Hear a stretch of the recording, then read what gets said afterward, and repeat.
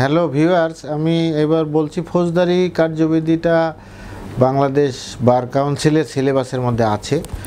তো ফৌজদারি কার্যবিধি এটা একটা প্রসিডিওরাল ল। এটা দু একটা ধারা আছে যেগুলা, যেমন 107 ধারা, 144 ধারা, 145 ধারা, এগুলা সাবস্ট্যান্টিভ ল আছে। এখন ফৌজদারি কার্যবিধি আইন অনুসারে আমাদের যে ফৌজদারি মামলার বিচার করার যে ক্ষমতা, সেটার উপরে অনেকে খুব কনফিউজড হয়ে যান, বাট এটা খুবই সিম্পল এবং সহজ। যেমন ধরুন, বাংলাদেশ সংবিধানের আলোকে বাংলাদেশ সুপ্রিম কোর্ট হচ্ছে highest court of the country. Supreme কোর্টের দুইটা বিভাগ, হাইকোর্ট বিভাগ, আপিল বিভাগ।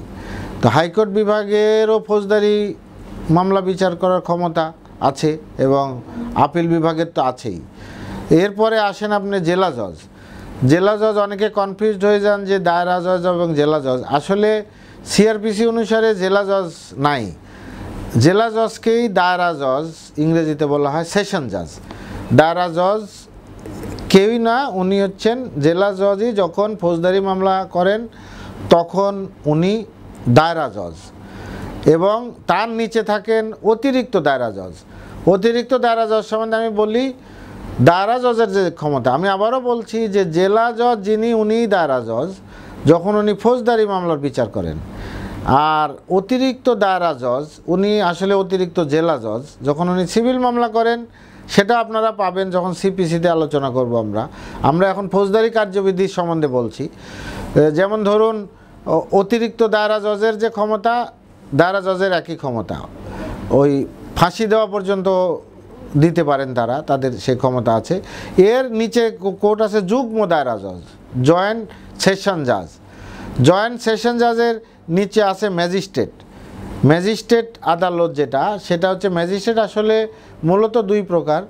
যেমন আমাদের দেশে 2007 সালের 1 নভেম্বর যখন বিচার বিভাগ পৃথক হয়ে গেল, তখন জুডিশিয়াল ম্যাজিস্ট্রেট, যারা বিসিএস জুডিশিয়াল ক্যাডার থেকে আসেন, জুডিশিয়াল ম্যাজিস্ট্রেট, আমি কিন্তু যুগ্ম দায়রা জজ পর্যন্ত বলেছি।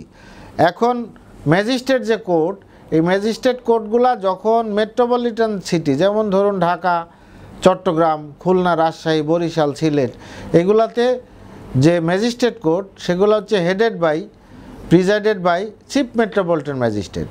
চিফ মেট্রোপলিটন ম্যাজিস্ট্রেট ওনারা সবসময় দায়রা আদালতের অধীনস্থ বলে গণ্য হন, এবং অন্য অন্য জেলার জন্যে সেখানে chief judicial magistrate. Chief judicial যেমন অন্য অন্য জেলা, যশোর হতে পারে, নাটোর হতে পারে, বা বরগুনা হতে পারে, এই রকম যে জেলাগুলো আছে সেগুলা headed by chief judicial magistrate. Chief judicial ম্যাজিস্ট্রেটের সাথে অন্য অন্য ম্যাজিস্ট্রেটগণ তার অধীনে থাকেন। আর একটা ম্যাজিস্ট্রেট আছেন যারা নির্বাহী ম্যাজিস্ট্রেট। ইনারা কিন্তু আপনাদের আমাদের মতো আইন ব্যাকগ্রাউন্ডই না, ওনারা মানে আইনে গ্র্যাজুয়েশন নেওয়া বাধ্যতামূলক না, নেননি। ওনারা বিশেষ ক্যাডারের, প্রশাসন ক্যাডারের।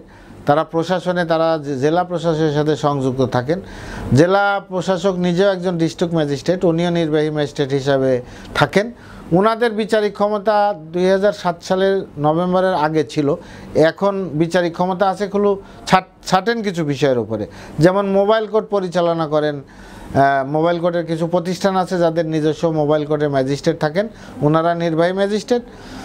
জেলা প্রশাসক নিজেও নির্বাহী ম্যাজিস্ট্রেট, তার অধীনস্থ উপজেলা নির্বাহী অফিসার, তারা যে জুডিশিয়াল ক্যাডার, যারা প্রশাসনিক ক্যাডার, ওনারা হচ্ছে এই বিচারগুলো করেন। আর 107 ধারা মামলা, 144, 145 ধারা মামলাগুলাই জুডিশিয়াল ম্যাজিস্ট্রেটরা বিচার করেন। তাহলে আমরা যদি ক্রম অনুসারে আরেকবার বলি যে বাংলাদেশ সুপ্রিম কোর্ট, এইটা সাংবিধানিকভাবে প্রতিষ্ঠিত সর্বোচ্চ আদালত। সেইখানে আপনার হাইকোর্ট বিভাগ এবং আপিল বিভাগ নিয়ে গঠিত। হাইকোর্ট বিভাগের তো ফৌজদারি মামলা বিচার করার সর্বাত্মক ক্ষমতা আছেই। যেমন দায়রা জজ, একটা দায়রা জজ ফাঁসির আদেশ দিল, সেটা ডেথ রেফারেন্স হিসাবে হাইকোর্ট বিভাগে ফৌজদারি বেঞ্চে শুনানি হবে। যেমন দায়রা জজ একজন আসামির যাবজ্জীবন কারাদণ্ড দিল, এটার বিরুদ্ধে যখন আসামি আপিল করবেন, আপিলেন্ট হিসাবে, আপিলকারী হিসাবে, তখন সেটা হাইকোর্ট বিভাগের 2 জন বিচারপতি সমন্বয়ে গঠিত বেঞ্চে শুনবেন।